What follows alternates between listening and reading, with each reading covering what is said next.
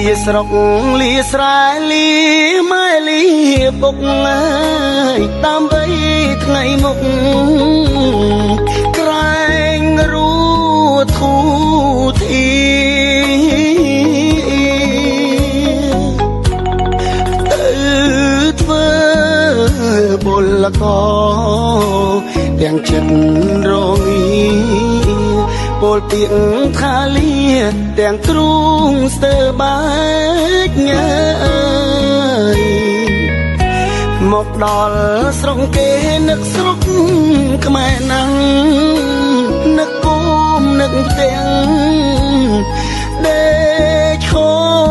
ទឹកភ្នែកការងារធ្ងន់ស្រាលខំមិនអល់ឯងព្រោះចង់ឃើញស្អែកជួបជុំគ្រួសារ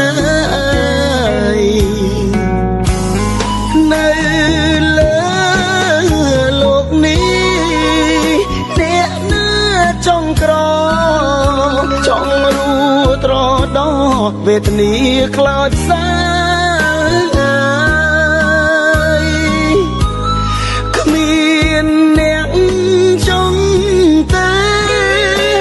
នៅលើលោកាគ្រប់រូបប្រាថ្នាតែចង់មានបានជីវិតអ្នកក្រធ្វើពលកគេអ្នកមានតែងតែរួននៅសុខសា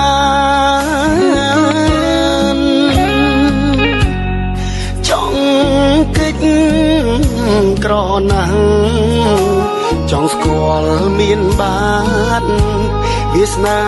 ជួយច្រើនបំណងខ្ញុំផងអើយ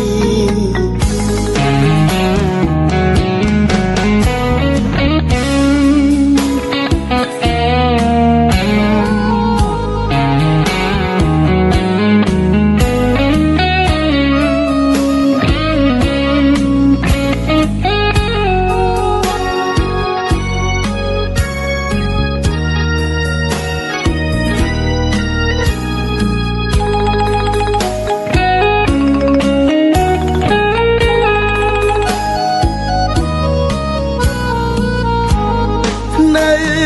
លើលោកនេះអ្នកណាចង់ក្រចង់រួត្រដោវេទនាខ្លោចសាគ្មានអ្នកចង់តែនៅលើលោកាគ្រប់រូបប្រាថ្នាតែចង់មានបានជីវិតអ្នកក្រធ្វើពលកគេអ្នកមានតែងតែរួននៅសុខសាន្តចង់កិច្ចក្រណាស់ចង់ស្គាល់មានបាទវាសនាជួយច្រើនបំណងខ្ញុំផង